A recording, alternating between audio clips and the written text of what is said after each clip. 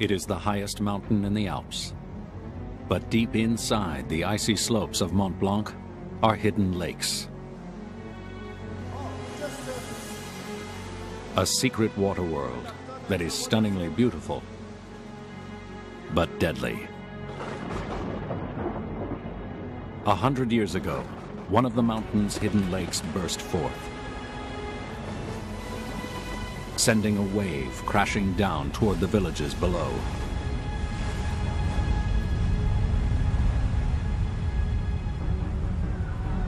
Nearly 200 victims were caught by surprise, unable to outrun the flood. 2 days later, rescuers were still plucking bodies from the mud. Dozens were found inside buildings, ripped open by the deluge. The chapel, which was damaged but survives today, bears witness to the horrors that took place. Here, historian Jean-Paul Gay looks for clues to a tragedy that no one fully understands. Ice experts have also come to solve this 100-year-old mystery. They try to gauge the internal forces of the ice to predict when the next flood will occur. They're descending into frontiers never explored. C'est un risque inconnu, complètement inconnu. It's an unknown risk that could kill people if a hidden lake were to empty all at once. Vraiment une poche qui se vidangerait d'un seul coup. It may be only a matter of time before Mont Blanc faces another disaster. Descent into the ice. Up next on Nova.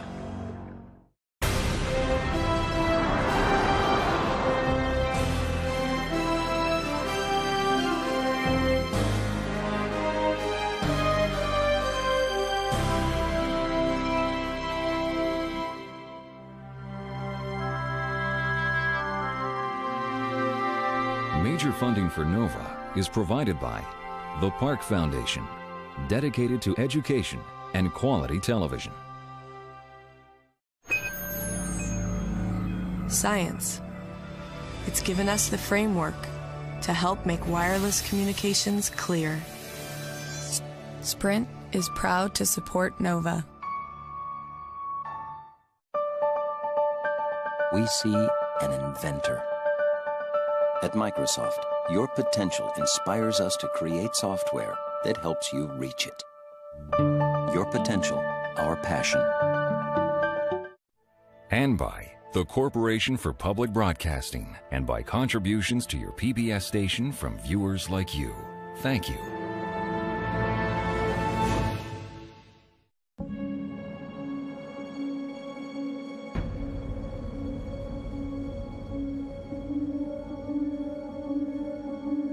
Mont Blanc towers above Europe, the apex of France, Switzerland, and Italy.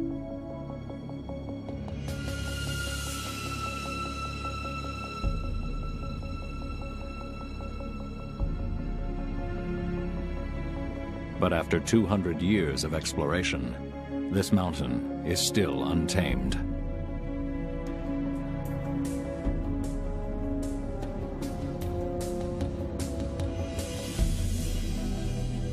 It's a vertical landscape where ice laid down in the last ice age carves a path through sheer bedrock.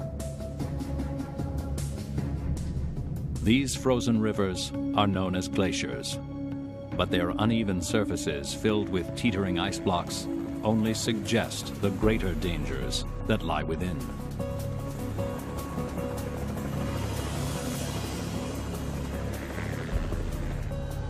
Luc Moreau is a glaciologist who lives and works on Mont Blanc. He knows the mountain inside and out. We are facing one of the great natural wonders of the planet. This mountain makes you realize just how small we humans really are. It's alive, ever-changing, always surprising.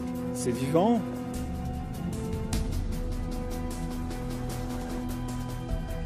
Luke is joined by Karsten Peter, an ice climber from Germany, who travels the extreme landscapes of the globe, exploring, photographing, and mapping the world's most extraordinary ice caves, some of which are found here. They're searching for a specific ice cave that the French call a moulin, a water well or deep shaft formed by flowing meltwater on the surface of the ice. Their goal is to descend into this water and penetrate as far as they can go to search for a hidden lake. No one knows how deep, how large, how destructive these hidden lakes can be, or how many there are. They land on France's largest glacier, the 7-mile-long Mer de Glace, to conduct their research. Today, Luke and Karsten will make their first descent below the slick surface of the glacier to the waters deep within.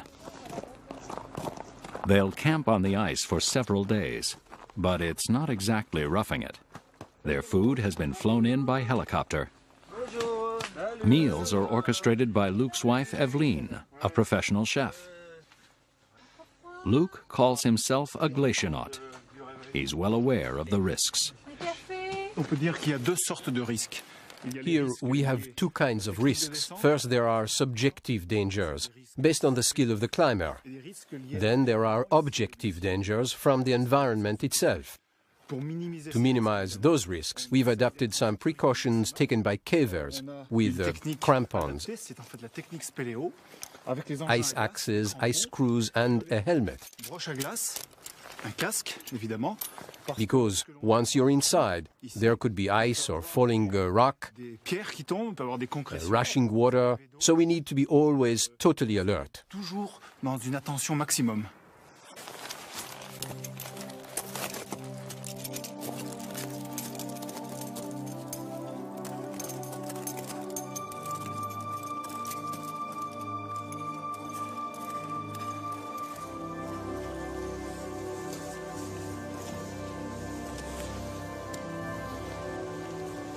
60 feet wide at its mouth, the water well is a vertical cave, tunneling 85 feet down to a deep reservoir fed by 2 waterfalls.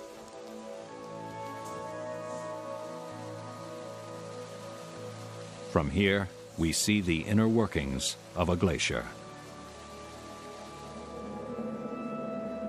70,000 years ago, one large ice cap covered most of the mountain. But now, Mont Blanc has about a dozen smaller glaciers that change with the seasons. Since the last ice age, Mont Blanc's glaciers have grown several times. But today, they are receding due to climate change. Small fluctuations in the size of a glacier can cause avalanches, mudslides, and icefall, endangering the towns and villages below.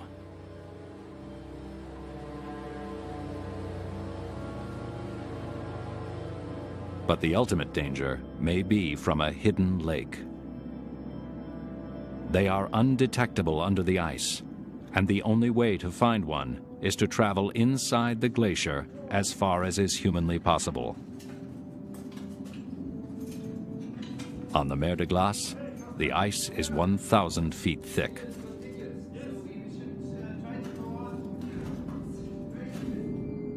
Glaciers grow from the accumulation of snow, which transforms into ice and slides downhill under its own weight. The snow melts under the sun's rays, and the meltwater circulates down through cracks and crevasses.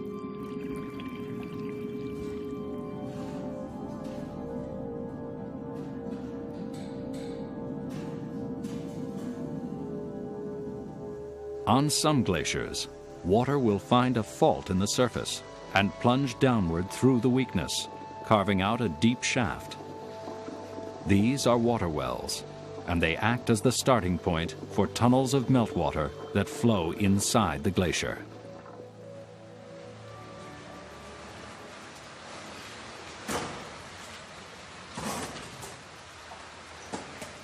Having descended into the water well, Luc can see how quickly the meltwater is chiseling into the ice.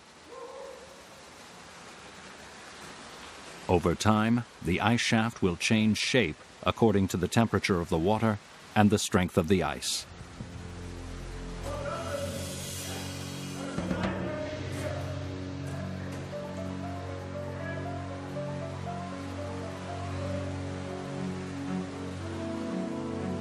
Today, remarkably, both the ice and water are the same temperature. With the ice close to its melting point, it is unstable and dangerous to climb. On a de la glace qui est à 0 degré de température. Here the ice is 0 degrees centigrade. Quelques semaines plus It's tard, not cold ice, we call it temperate ice, that will change its shape with the inflow of water. Over time, the water well will enlarge, the ice will become pitted, and the reservoir may fill up completely. We're lucky to be able to explore this cavity, because it's changing every day. ça évolue très rapidement.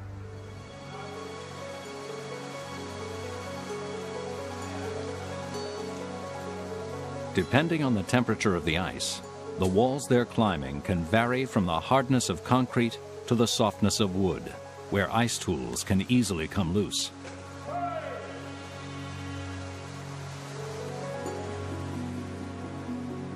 At the surface of the water, they decide to venture further into a small tunnel to see if it leads to a hidden lake.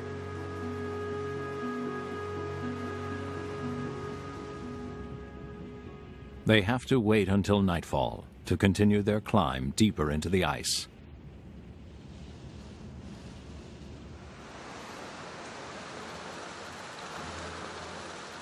Luc and Karsten enter the tunnel, 85 feet below the surface of the glacier. In the cold evening temperatures, there's less danger of the glacier collapsing on top of them, and less chance of a surge of water bursting through the tunnel, drowning them inside.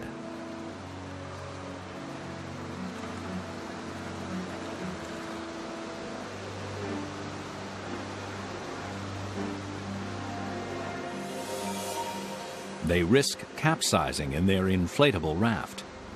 It has to be small to fit, and the weight of 2 men inside is precarious. Falling in these waters would result in hypothermia, so they've fixed ropes to the ice for stability.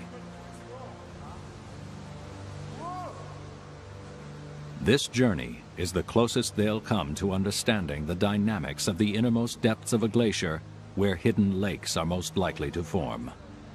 C'est le risque glaciaire le plus inconnu aujourd'hui.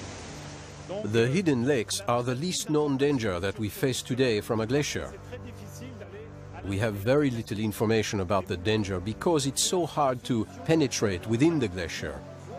This water well is the only way to see the interior of a glacier.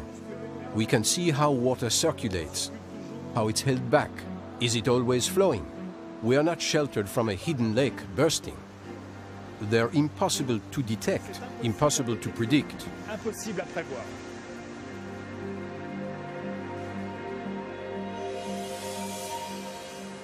They travel over 250 feet into the glacier, further than anyone has gone before. And they have no idea what lies ahead.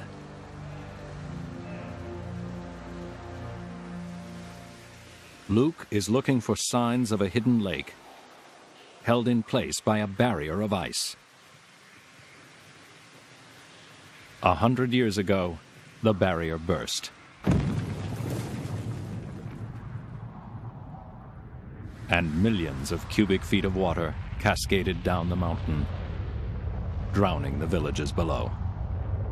The thermal baths in nearby Saint-Gervais was where the greatest loss of life occurred.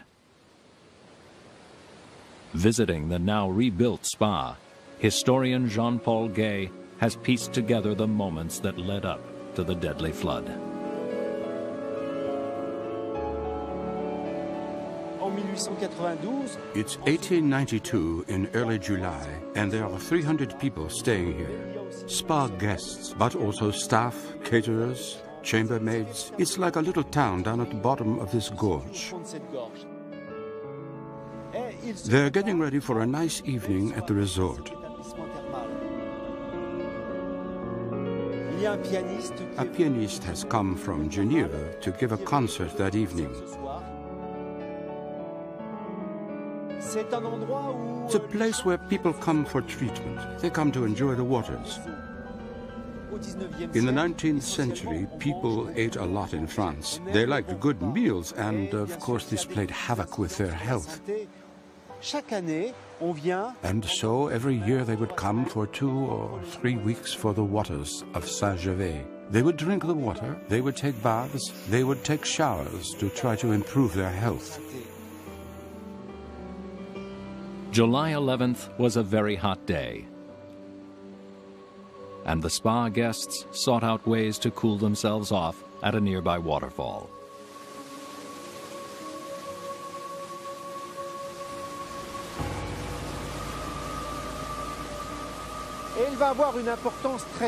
The waterfall played an important role on the night of the catastrophe because, as you see, the gorge is very narrow, very enclosed. When a hidden lake burst from a glacier, a dam formed. The gorge was blocked by boulders and fallen trees. The debris could no longer move. Water built up behind it, thousands of cubic feet of water. In a split second, the dam of debris dislodged, sending a wall of horror down upon the resort, smashing the buildings to pieces. A wave of suffocating mud enveloped the lower floors of the spa, and it all happened without warning. All of this takes place in the dark of night. They have no idea what is happening to them. The people would have simply been crippled with fear.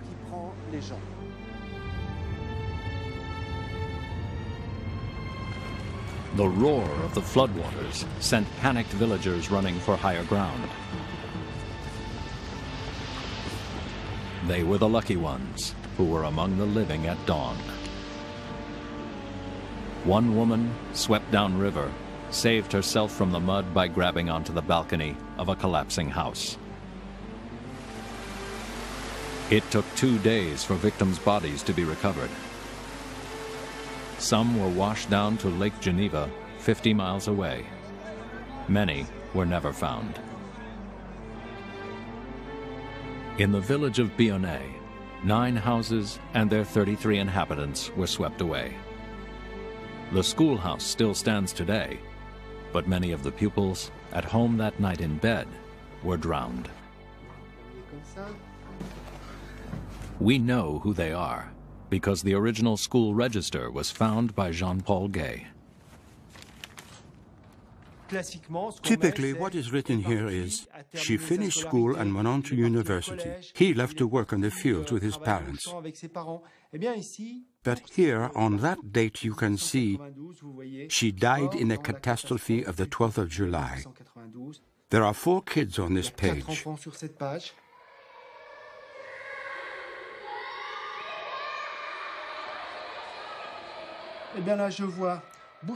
I can see Victorine Bouchard, who was born in 1886, 7th of August.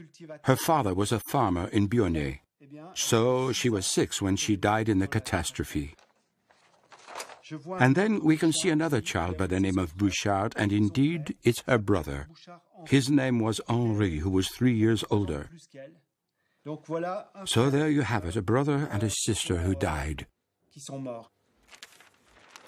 8 from this school lost their lives in the catastrophe. The loss of so many lives begs the obvious question: might a catastrophe of such enormous magnitude happen again? The only way to know is to search beneath the glacier for hidden lakes. On the Mer de Glace, Karsten descends into the water well to see if it will be possible to do an exploratory dive. They've followed one tunnel at the surface of the water. Now they plan to go much deeper to look for underwater tunnels that could lead to a hidden lake. Karsten rigs a digital video system on an extended arm to submerge underwater to test the visibility.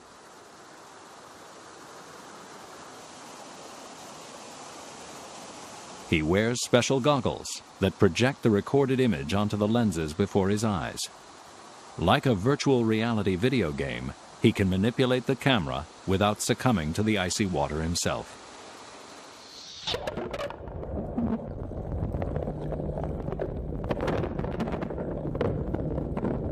Before doing a real dive, Karsten needs to know how clear the water is and make sure that there are no large cracks that could suck him unwittingly into the glacier.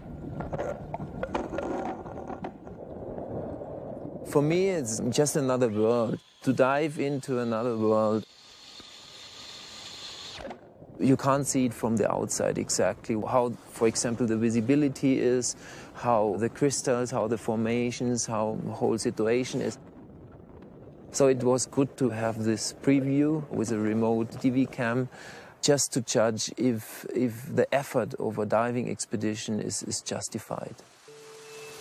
Luke descends. With a rock attached to a rope to measure the depth of the water well. This will help Karsten gauge how deep he should be prepared to dive. The weight of the rock should be enough to anchor the rope to the bottom of the shaft. Boy, it looks very, very deep. The rock hits bottom, and Luke marks the surface level with red tape.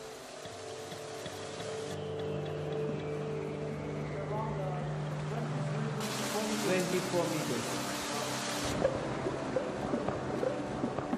24 meters, or 80 feet, means this will be a deep water dive for Karsten. It's the moment of truth. The water well is as safe as it will ever be for a dive. Be careful. It's just cold enough to keep the glacier frozen, and the water well hasn't yet turned to ice. We made a depth measurement. It could be even deeper than 23, 24 meters. The water is quite clear, and for me it's the first time in the Alps to find these beautiful conditions. Armed with this information, they leave the water well, determined to return as soon as they can with their scuba gear to take advantage of the perfect diving conditions before temperatures drop. But in the meantime, Luke has a job to do. It's his responsibility to monitor the ice all over Mont Blanc. The towns below hire him to watch for unexpected surges of water coming from within the glaciers.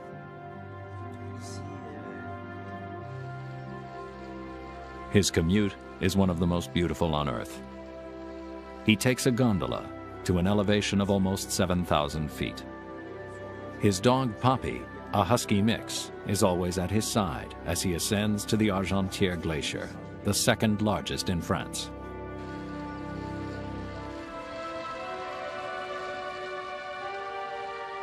But he'll see this glacier from the inside out. Quand j'étais petit, mes parents m'avaient fait visiter la grotte de la mer de glace. When I was a kid, my parents took me to visit a cave underneath the Mer de Glace, a popular tourist attraction. And I have to tell you that I remember it vividly. It was pretty surreal being inside a glacier. C'est aussi un environnement. This is an environment that makes me appreciate the frailty of man versus the power of nature. Par rapport à la nature.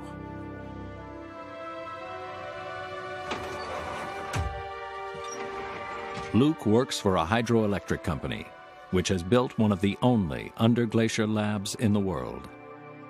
Here, a labyrinth of man-made tunnels extends deep inside the glacier. 35 shafts that harness the glacial meltwater for power.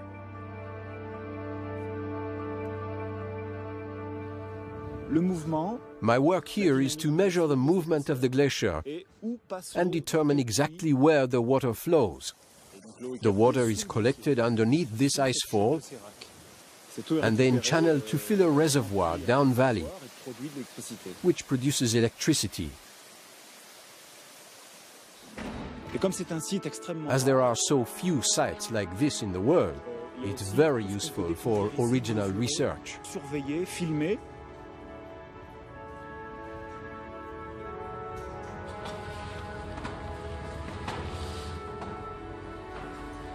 Luke and Poppy have to climb over 600 steps each day to get to the heart of the glacier.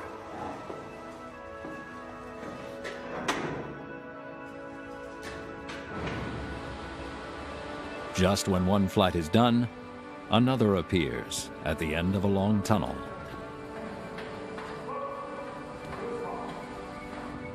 And finally, a large cavity beneath the ice where a river of melted ice flows over the bedrock. Above Luke is the glacier, 350 feet thick. Here, Luke can measure the movement of the ice with a bicycle wheel mounted on a cantilever. By speeding up his video record, we can see 5 months worth of ice flow.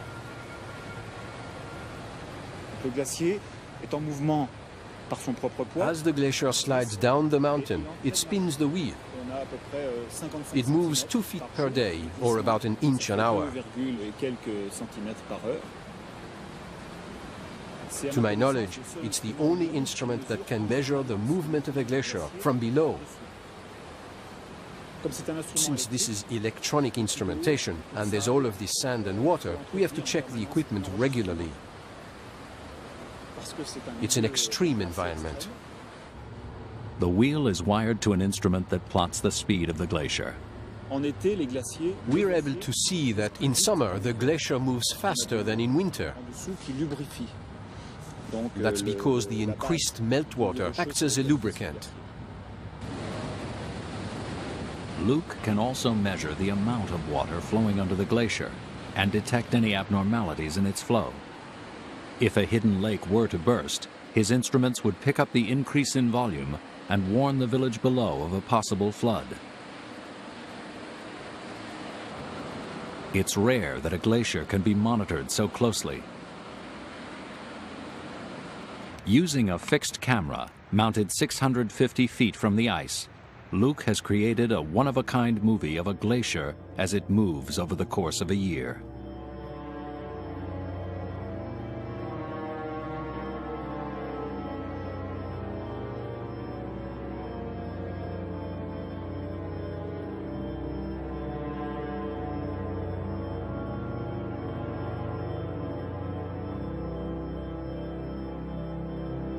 One valley to the south lies Mont Blanc's greatest glacier, the Mer de Glace, the Sea of Ice.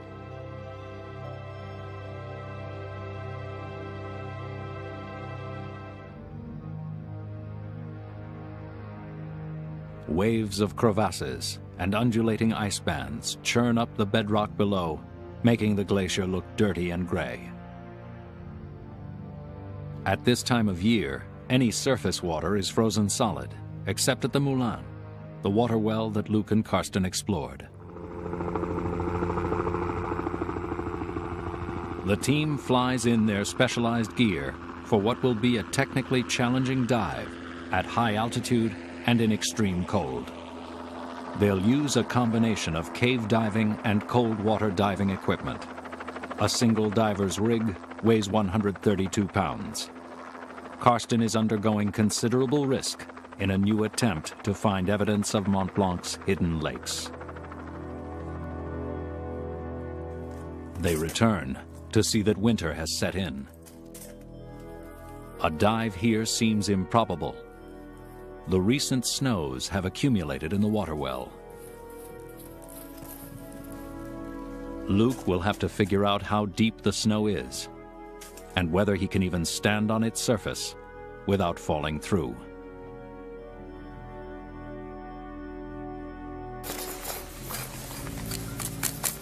2 meters.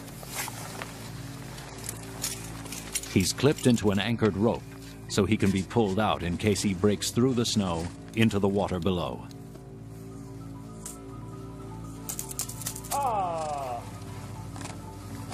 They're trying to figure out the best place to dig out a hole for the dive. Il y a 60 cm. Snow gives way to a layer of ice, but no one knows how thick it is. Ok, on va tailler. Luke's chainsaw will be the quickest way of cutting through to an answer.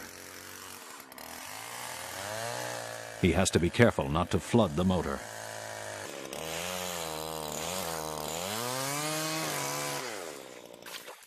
The goal is to make a hole wide enough to enter. One layer of ice leads to another 3 feet below. And hopefully it's the last. Diving inside a glacier at 11,000 feet is a risk, but it's the only possible way of locating a hidden lake.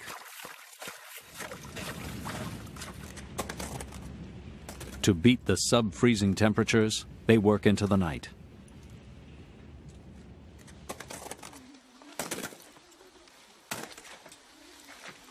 And finally succeed in cutting a 5-foot-wide hole. Karsten shines a light underwater to check the conditions. It's an eerie sight, a frigid pool with just enough visibility for Karsten and his 2 diving assistants to enter in the morning.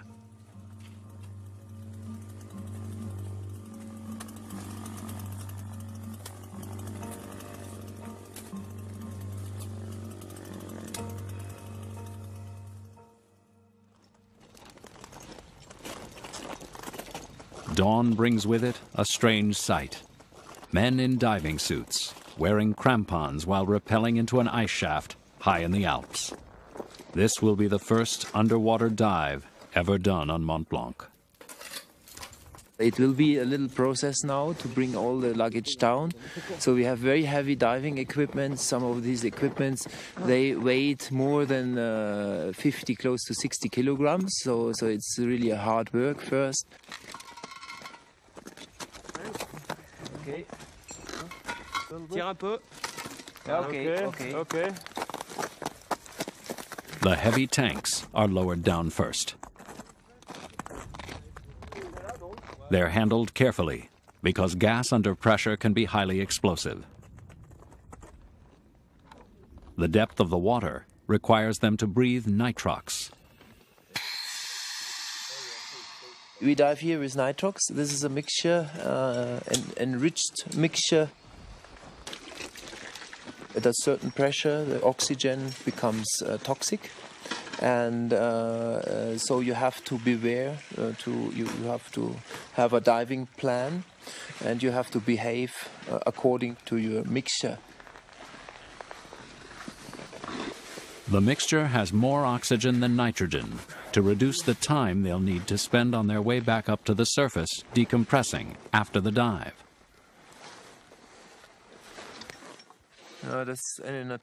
Zinc oxide applied to the skin acts as a natural insulator. Do they have hot water here, Luc? Yes. Yeah. Karsten's mask has already iced up on the inside, which will make visibility impossible. It's already frozen. And every little thing will freeze now, I think. Okay, just let it melt, yeah. Okay. They wear special dry suits for freezing temperatures. The dry suit is absolutely necessary in these temperatures. So you are, as the name says, the inside is dry. Now it's fixed. Okay. We cannot inflate our dry suit with the nitrox because it's too oxygen rich, and if we dive with the artificial fibers it could incend, and the oxygen could burn the fiber inside. So we need another gas, it's argon, just to inflate the dry suit. You press here on the suit and the argon is inflated here. This is the deflator. Okay. Argon is also an excellent insulator against cold. The water temperature is at its freezing point, so the biggest danger is that their regulators, or air valves, will freeze shut. Here we are close to the freezing temperature, and if compressed gas expands, it cools down. And so the danger of icing is very, very big. So probably our regulators will be blocked. So if we are now in a depth like 20, 30 meters and the regulator is blocked, we have to change, of course. We have two independent systems, but even the two independent systems could block. So it's very important to have assistance with other divers. So I brought two friends with me, and it's a very serious dive. So it's less risky to do it with experienced divers. One of Karsten's regulators has already iced up.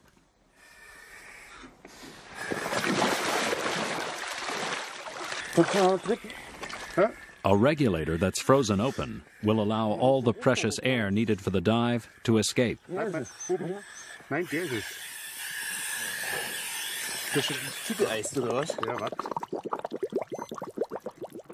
Karsten will use the rope as a lifeline to find his way back up.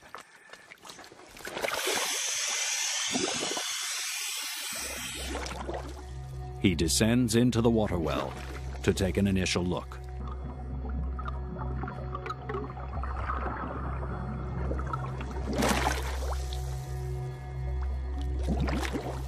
The first impression, it's quite big and you can't see to the end, and it's easy to lose orientation. So we have to be very, very careful for the dive. Very careful. Safety is very important. Can someone bring my video camera? Put it here on the... Okay, thank you. Karsten's companion divers have done extensive dives in extreme cold.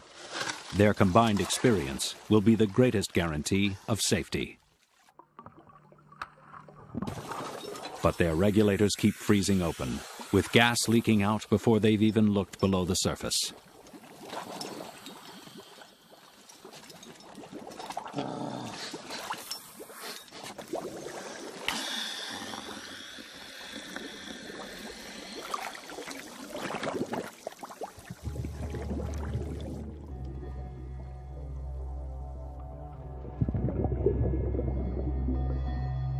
Each diver has a lifeline to follow as they descend into the unknown.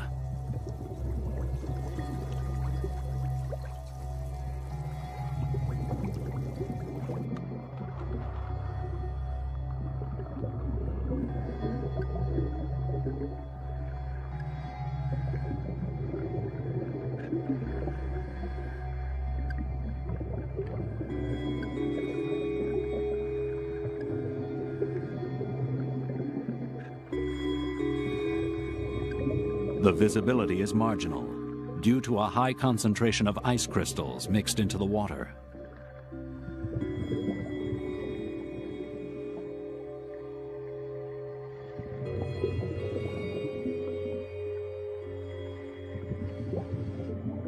One of Karsten's assistants checks his handheld thermometer and records a water temperature of -0.7 degrees Celsius.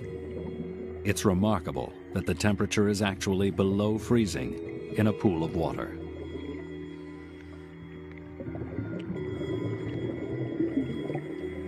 They're suspended in the balance where glacial waters lie between liquid and ice. What they're seeing is a cross-section of glacial ice. The white walls are frozen snow with air bubbles, and the dark striations represent pure water that has frozen solid. They're looking for cracks or tunnels where the water might be escaping from the shaft. From where they are now, close to the bottom of the water well, the fear is that a slight movement of the glacier or crack in the ice could open up tunnels that will suck them into the glacier. A wrist compass helps prevent disorientation in the murky water, and a sketch pad is used to map the shape of the water well. It looks like it's completely closed, simulating what a hidden lake would look like, but much smaller. It's an entirely new perspective on what lies within the glacier. Quand on essaye de comprendre les mécanismes des glaciers, If you want to understand how a glacier behaves, it's important to spend the time observing them, measuring them. la surveillance, l'observation, les mesures. We're lucky to be studying a phenomenon still not well understood.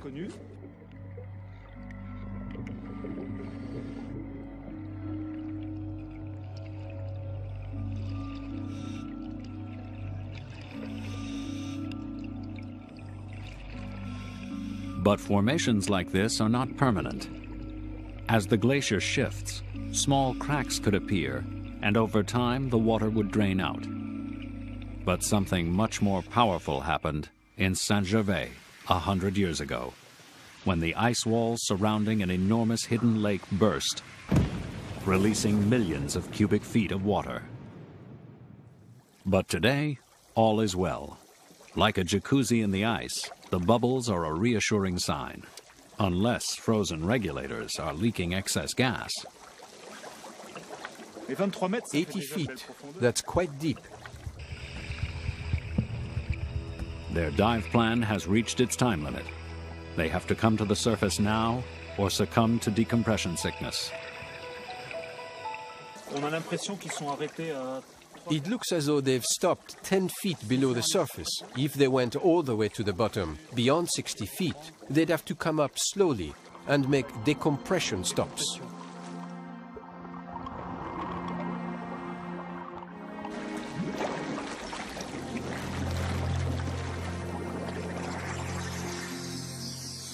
Karsten surfaces first, and it's clear that he's using his backup regulator as the other one leaks loudly. Can you please close the bottles? Okay. Okay. Oh shit. Probably I froze my lips. I had ice in my mouth. Ooh. Karsten's lips, the only part of his body exposed to the icy water, are frozen, and he's worried he has frostbite. Okay. Mark, everything okay? Yeah. Bei dir? Ist alles okay? Automat. Huh? What? He's the only one who is okay, but he has similar problems too. With 6 regulators among the 3 of them, only one remained as backup by the end of the dive. The team has gone where no one has been before, diving in a frigid pool of water 80 feet beneath the ice.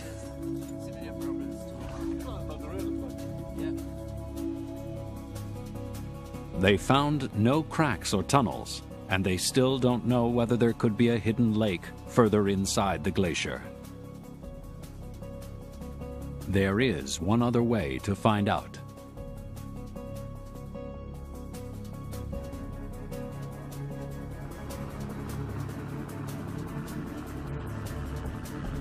But they'll have to return when the weather is warmer and the meltwater on the glacier starts flowing again.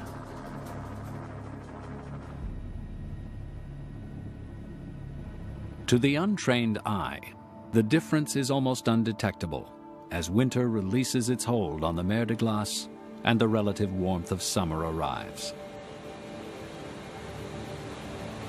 The glacier is melting again, and surface water has carved a deep canyon that leads to the water well, still plugged with the winter's snow. Luke and Karsten are back to conduct an experiment to determine how long it takes water from here to flow to the base of the glacier. Luke is just above the water well, and Karsten at the glacier's end, where water flows out some 2.5 miles down valley. Okay, let's compare our watches. What is your time exactly? 2:25. Okay, copy, 2:25. Are you ready for coloration? I am ready to put the color in the river. Luke pours several tablespoons of fluorescein, a high-concentration pink fluorescent dye, into the water. Un tout petit peu de cette matière. A tiny amount of this substance can color a huge amount of water. Grande quantité d'eau Et donc, ça permet de So we look for any coloration in the water pouring out of the glacier at the bottom a few miles down, where Karsten is now waiting. jusqu'à l'arrivée, jusqu'au front du glacier. So we will measure the time it took the water to cover that distance. Attendre la coloration. If the colored water doesn't emerge at the base of the glacier, there could be a blockage, possibly a hidden lake. So Carson, now the coloration is in the river, so approximately between 2 and 3 hours to the front of the glacier. Okay, I'm prepared for a long afternoon. Là, en fait, on voit que...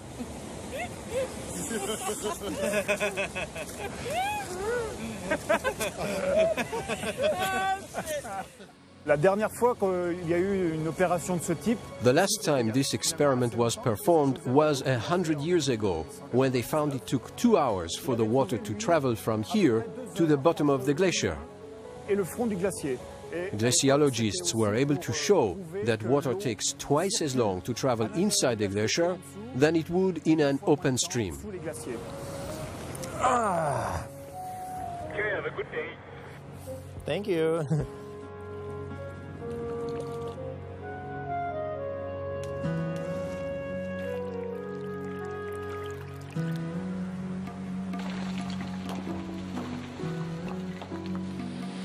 Carson, are you okay, or do you see something? Oh yeah, I'm very attentive. No, nothing so far. Okay, so you call me when you see something. Not knowing if a huge pocket of water is forming inside a glacier that hangs above a village is unnerving for Luc and the communities that live around Mont Blanc. Uncertainty is something that ice experts have to live with, and there's no way of knowing whether the 1892 disaster at Saint-Gervais was the last of its kind. At the time, scientists and rescuers did everything they could. The very next day, alpine guides from Chamonix were up at the outburst point, and what they found was astonishing. A hole left by the explosion of the hidden lake out of the front of the glacier.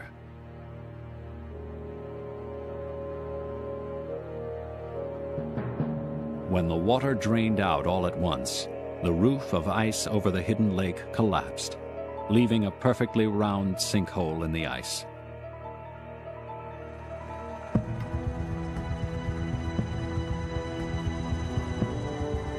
Scientists then spent years examining the glacier and came up with a solution to try to prevent the disaster from happening again. 2 drainage shafts were driven through the mountain to relieve the ice of any trapped water.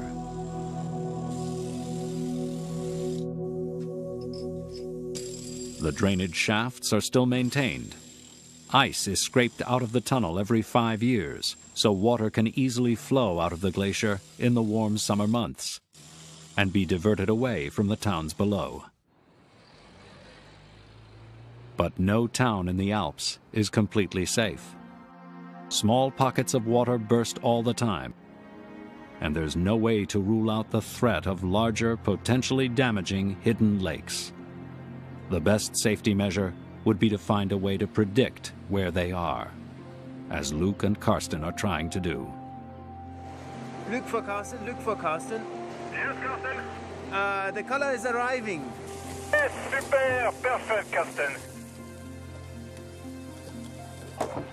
The dye takes 2.5 hours to reach Karsten, and the speed indicates that there's probably no hidden lake to obstruct the flow, at least for now. Having completed their research, Luc and Karsten rope up to climb the last 5,000 vertical feet to Mont Blanc's summit.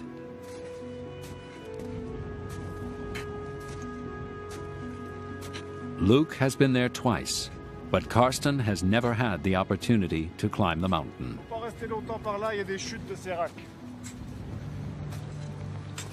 They start from the Mer de Glace.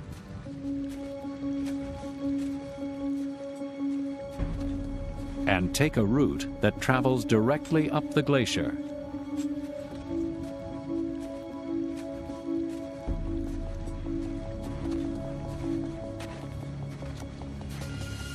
passing giant ice blocks, caves, and formations caused by the rays of the summer sun.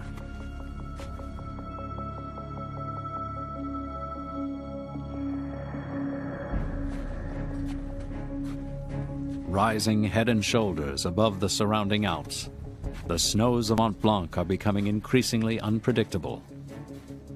As global temperatures rise, no one can say with certainty what will happen to the glaciers and what effect climate change will have on the hidden lakes within.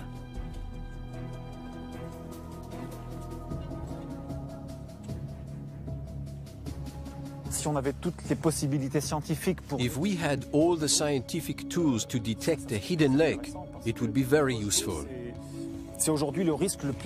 Because hidden lakes are the most unknown phenomenon in the Alps. Luckily, they're very rare. So, today it's not a huge risk, but it's an unknown risk that could kill people if it were really a hidden lake that emptied all at once. Because there's a lot of people downstream from the glacier.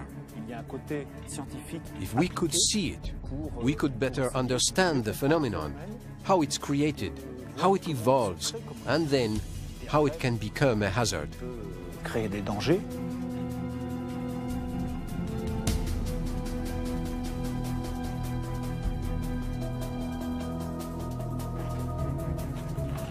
In this quest for understanding, scientists push themselves to the limit.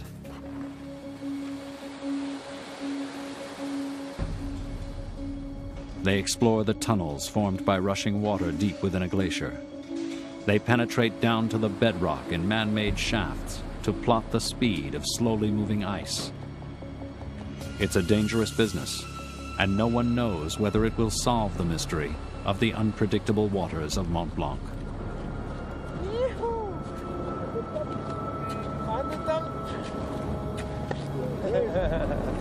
Superbe, hein? Super.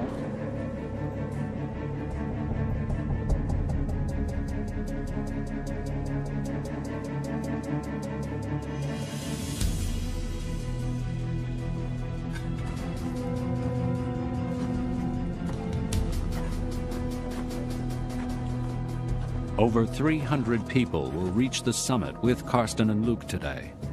A reminder that greater numbers are visiting Mont Blanc. The sudden rupture of a hidden lake could affect greater numbers of people than ever before.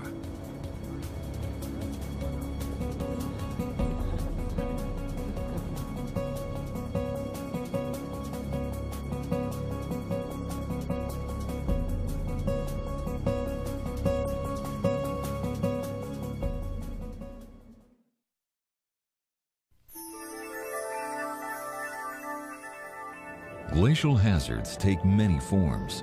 On NOVA's website, see satellite images of a lake forming high on an Italian glacier, an avalanche that buried a Russian village, and more. Find it on pbs.org.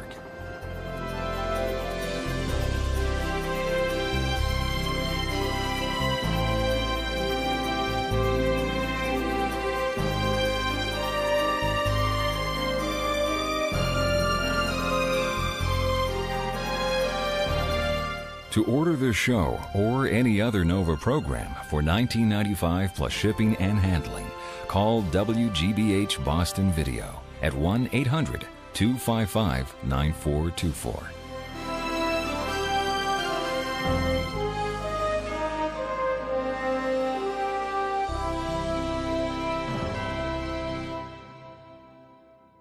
NOVA is a production of WGBH Boston.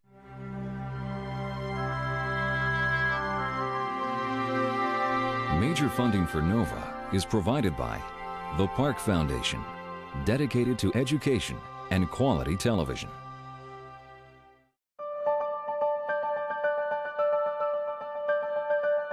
We see Teacher of the Year.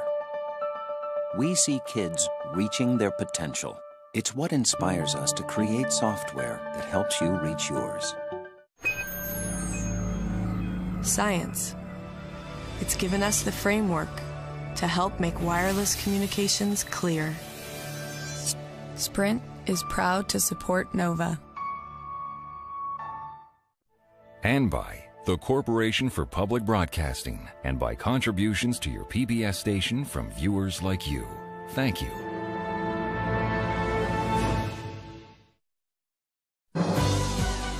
We are PBS.